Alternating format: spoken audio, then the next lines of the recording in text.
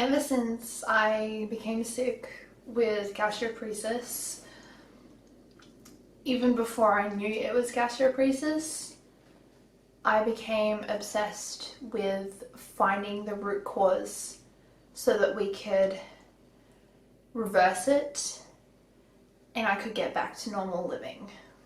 Let's get into this video. Make things right. I hold you and wipe your tears. Hello beautiful people and welcome back to my channel. My name is Amity Gilmour and this is my life. If you're new here, hello and welcome. Don't forget to click that subscribe button and also don't forget to ring the notification bell in order to stay updated for new videos coming twice a week. I am doing quite a serious video today because literally just today, I found out some interesting news. I'm a little in shock, but I'm going to explain it with all you guys. Joining me today, I have my beautiful bubble tea, which, don't worry guys, there's no tapioca in it. It's only strawberry popping pearls because I know tapioca is a big no-no for gastroparesis. So yes, don't worry about that. No tapioca. And also, I mean, this is kind of like probably not something I should be having either, but I have been trying to find, I think it's pepero or something. It's a Korean snack and I saw one of my favorite YouTubers talking about it, and ever since she shared it, I was like, oh my goodness, they look like the most delicious snacks in the world. I really want to try them. But living in the rural community area that I do, I couldn't find them anywhere until I came to Sydney and I found a Korean grocery store and I got them. We're gonna open this box. This one here on the back actually has some nutritional benefits in it. It's got vitamin D, interestingly enough, calcium, iron, I need that, and potassium. So how about we just go with this one, because then I kind of feel less guilty because, yeah, this is interesting.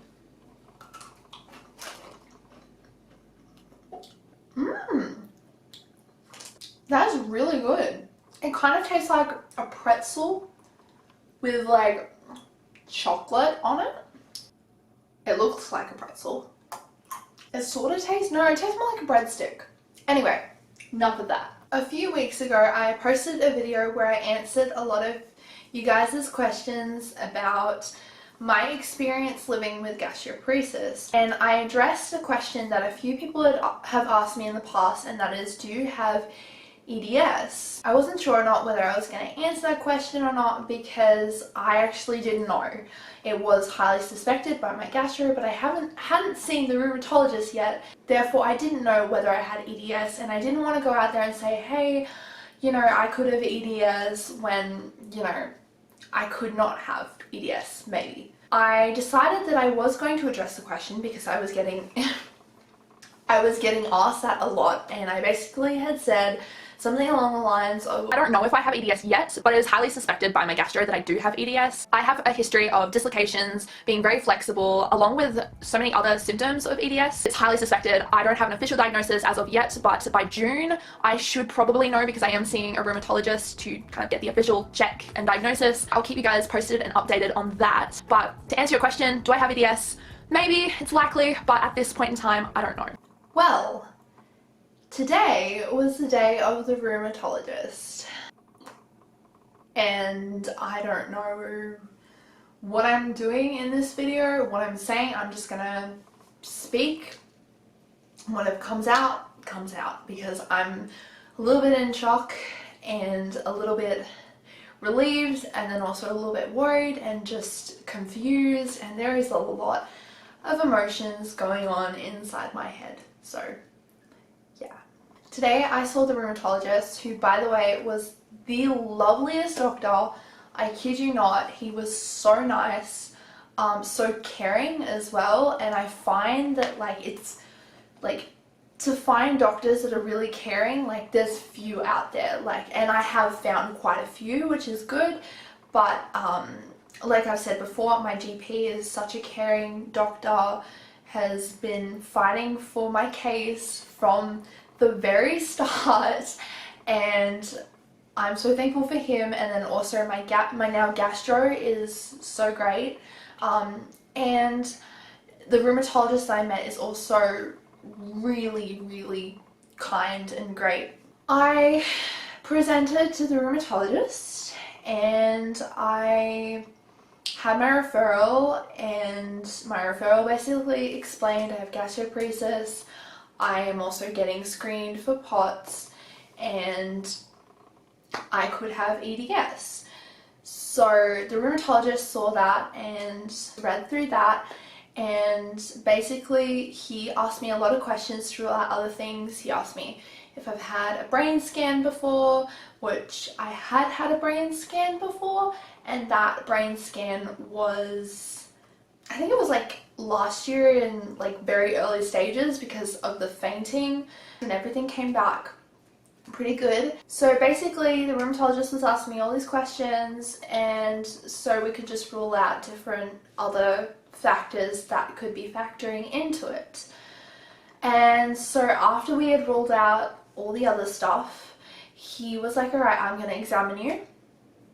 And you know, so we basically did all the like these thingies and touching, like, you know, but standing up and like all that kind of stuff. Like my, I shouldn't go backwards because there is a wall back there, but you know, all that kind of stuff. And then also he examined my skin, he examined some scars, and examined some other things, examined my medical history, also the fact that I had dislocated multiple joints growing up. I basically was I was always dislocating either my knee, mostly my knee, and then other joints as well. The conclusion: do I have EDS? Yes, I do. I have EDS. Hypermobile EDS. That is the weirdest thing to say, because for a long time, like, part of me was like, okay, it sounds like I have EDS, and my gastro basically was the one that was like, I think you've got EDS. We're going to refer you on to the rheumatologist to check for it. And I was like kind of, you know, thinking, well, it makes sense, and I don't know too much about EDS yet either, but I was watching videos of other people with gastroparesis, mainly watching it to find out more about gastroparesis, and some of those people had EDS as well, and you know, it was something that was in my mind, but so I kind of did suspect it as well myself, but I wasn't too keen on the idea because of the fact that there's no cure, which means there is no way to reverse it. No way to reverse the EDS, no way to reverse the gastroparesis, and if I have POTS, possibly no way to reverse the POTS. I was really, I tried really hard to be heard by doctors while I was, you know, going through gastros, mainly gastros and emergency personnel and all that, like the emergency people and emergency. I just wanted to find out what the root cause was, and so we could fix it and life would go back as usual, and I could start living my life normally, and I could go out and function normally and get back to that and get a job and work and be successful in whatever field I went in. And I can't. That thought of there is no cure, there is no way to reverse it,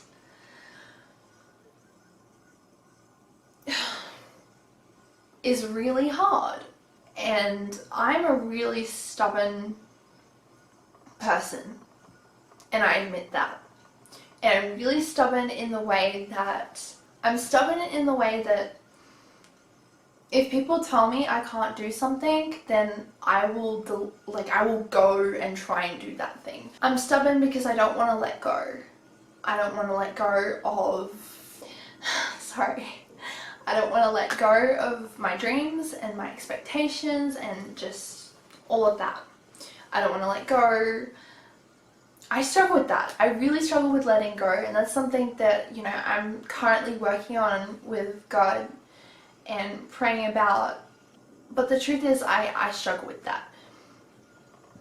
This is a big thing for me that I'm gonna have to come to accept, and I think I'll get to a stage where I'll accept it. I don't know if I'll fully ever accept it, because I don't know if we ever fully accept things.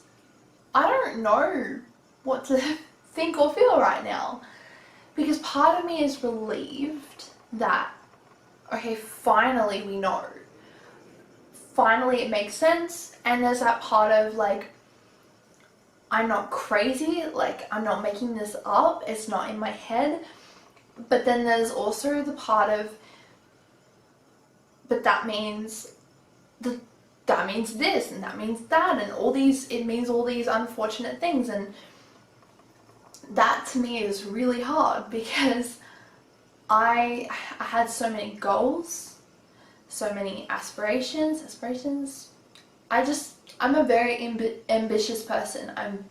I've always been very ambitious. My mom used to say to me when I was little, you know, are you thinking bigger than Ben-Hur? Like, she'd try and bring me back down to earth, because I think of all these crazy, weird and wonderful ideas that I could do, and she'd be like, okay, just don't get disappointed if it doesn't happen, you know, don't think too much, like, bigger than Ben-Hur was her saying, because I would always think bigger than Ben-Hur. I would always strive for bigger than Ben-Hur. I need another one of these.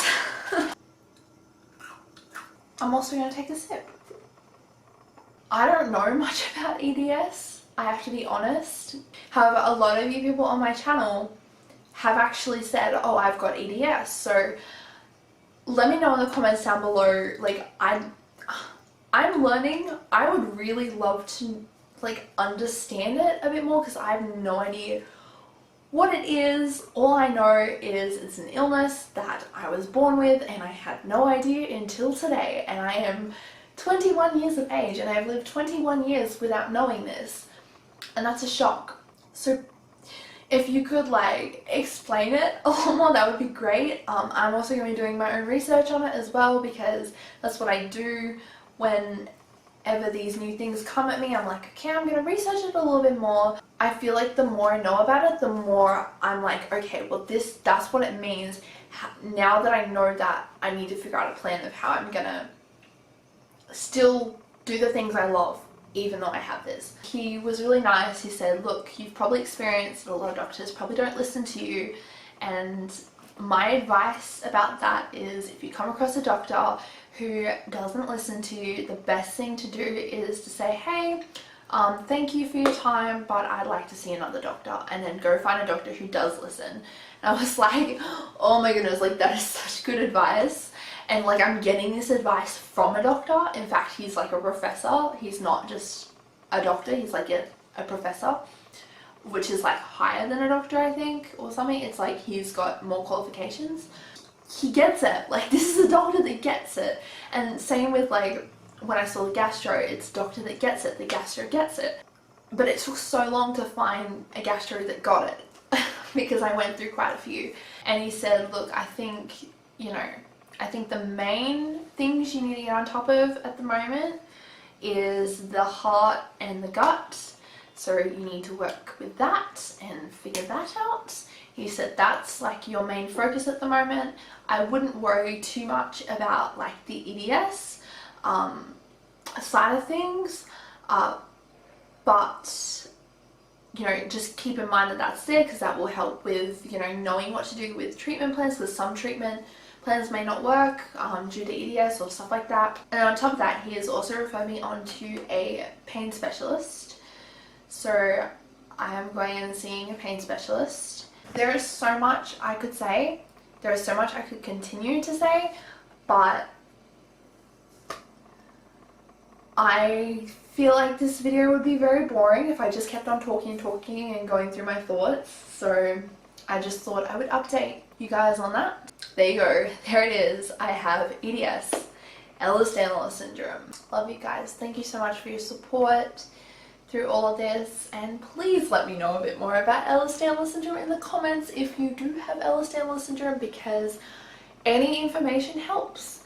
Because I at the moment have no idea. I know a few things, but I think more what I want to know is, how does it impact your everyday life? Love you guys. Bye. Make things right. I hold you and wipe your tears.